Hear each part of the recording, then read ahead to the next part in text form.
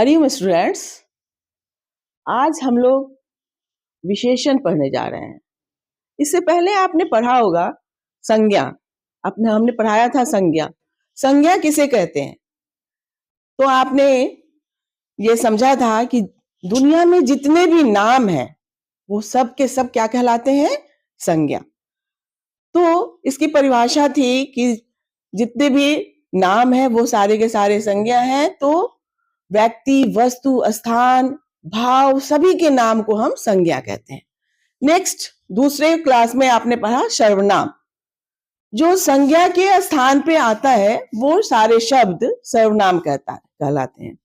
सर्वनाम का अर्थ ही होता है सबका नाम। तो सभी के नाम की जगह पे जो आता है वो सर्वनाम कहलाता है। तो आपने संज्ञा सीखा, सर्वनाम सीखा। आज हम लोग सीखने जा रहे हैं विशेषण।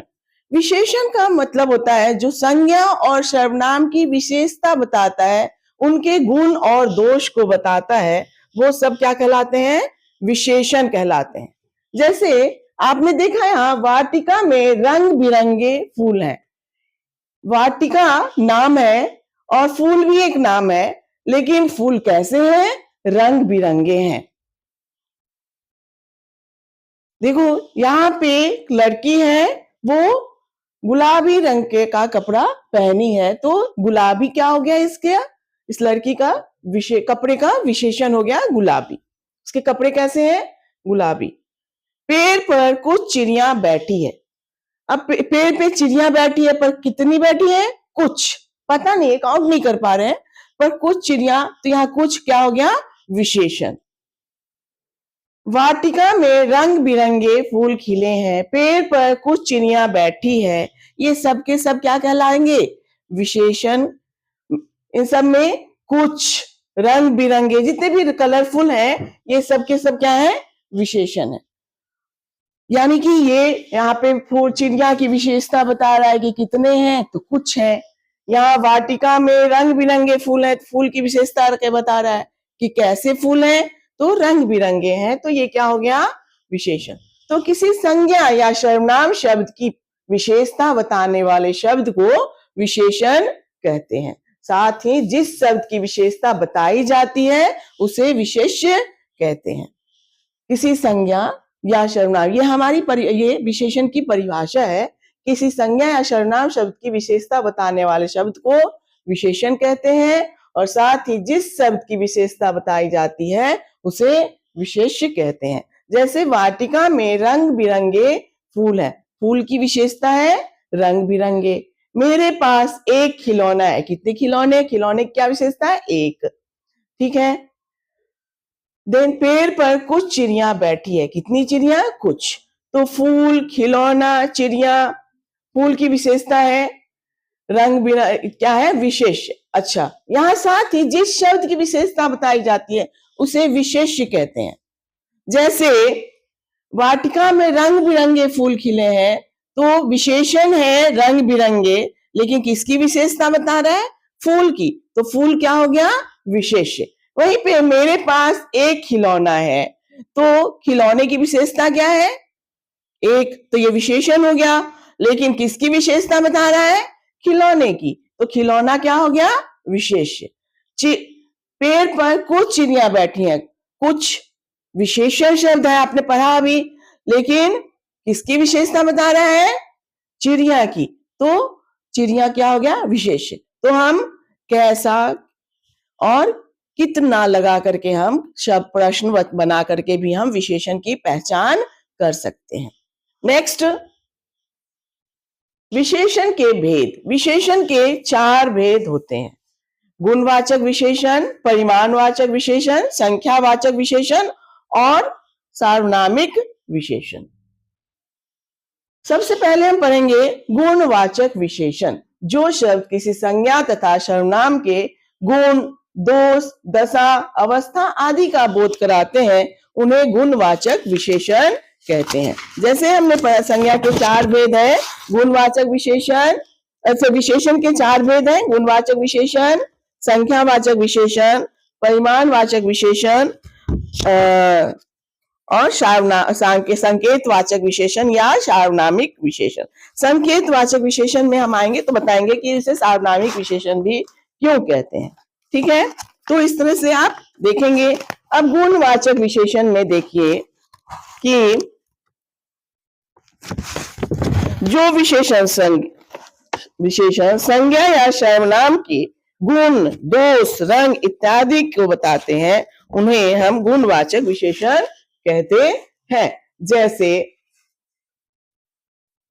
कुछ गुणवाचक विशेषण है। गुण, दयालु, परोपकारी, ईमानदार आदि गुणवाचक विशेषण में आएंगे। फिर दोष भी गुणवाचक विशेषण में आते हैं। को कठोर, बुरा, कपटी आदि। रंग रूप, गोरा, काला, आकर्षक आदि। आकार, लंबा, छोटा, पतला आदि। अवस्था, बूढ़ा, युवा, किशोर आदि। स्वाद, खट्टा, मीठा, नमकीन आदि। गंध, खुशबूदार, बदबूदार, गंधहीन आदि। स्पर्श, सख्त, कठोर, नरम आदि। स्पर्श करने से भी हमको गुण जो पता चलता है कि ये सख्त है, नरम है या कठोर है, ये सारे के सारे कौन से विशेषण में आएंगे? गुणवाचक विशेषण में आएंगे। अब दूसरा आया संख्यावाचक विशेषण। जो सब संज्ञा था सर्वनाम की संख्या का बोध कराए, संख्या, गिनती 1 2 3 4 1 2 3 4 जो गिनती का बोध कराता है, वो जो है संख्यावाचक विशेषण कहते हैं, जिसको हम गिन सकते हैं।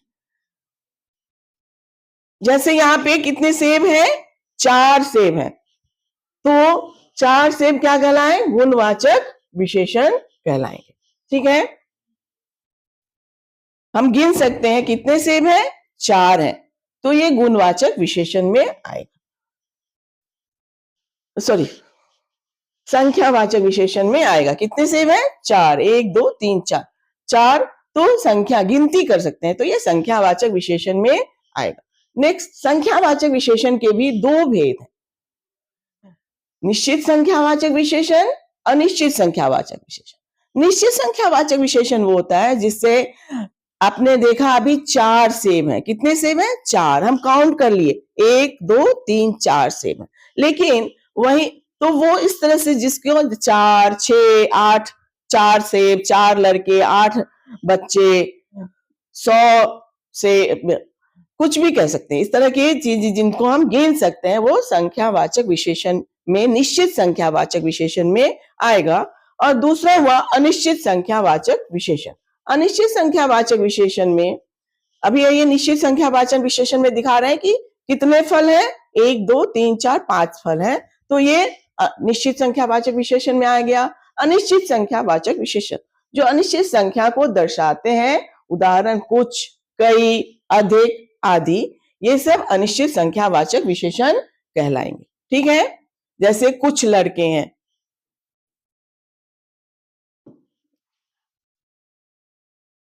ठीक है, नेक्स्ट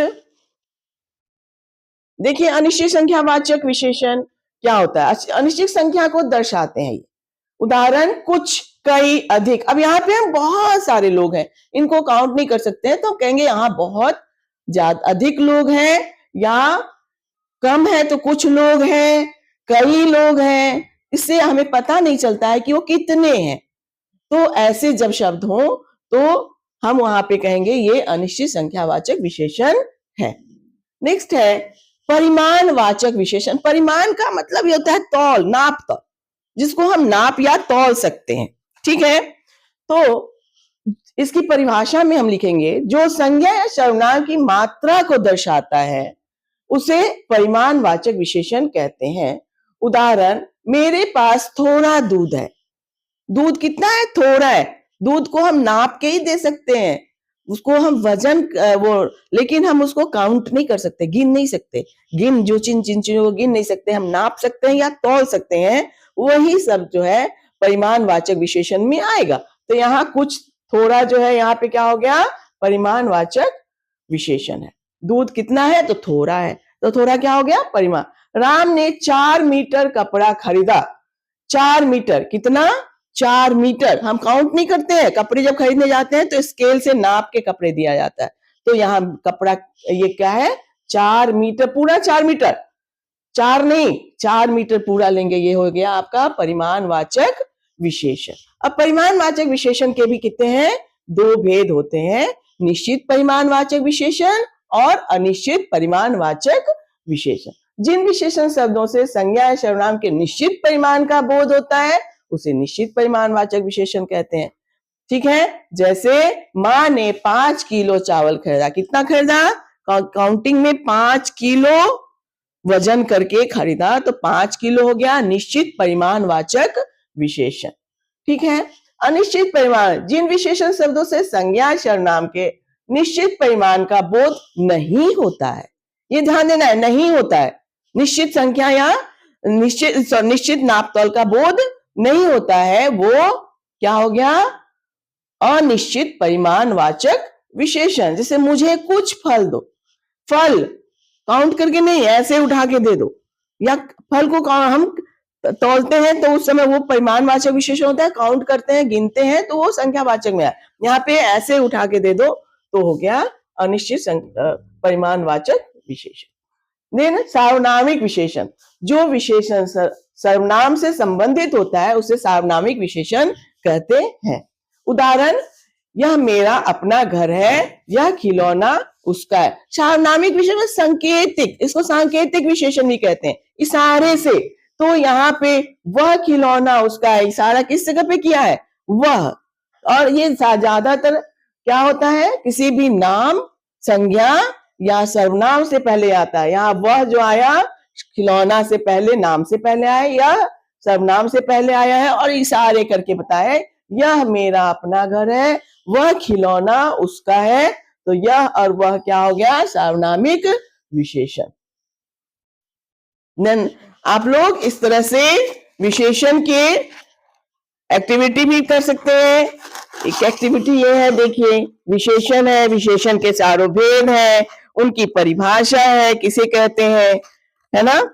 और एक ये है, और दूसरी एक्टिविटी और है, देखिए, इस तरह से भी आप बना सकते हैं वॉच की तरह। इस विशेषण के 4 भेद हैं और चारों को हम मेका की का उदाहरण हम यहाँ पे लिख के दिखा सकते हैं कि इसका कौन कौन सा है। जैसे गुणवाचक विशेषण है, देन अच्छा, अच्छा के साथ मिला दिया गुणवाचक।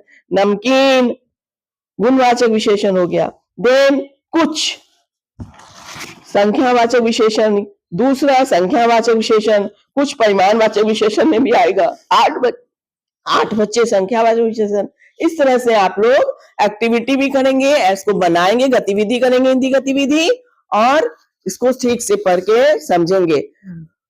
उम्मीद है आप लोगों को समझ में आ गई होगी। धन्यवाद।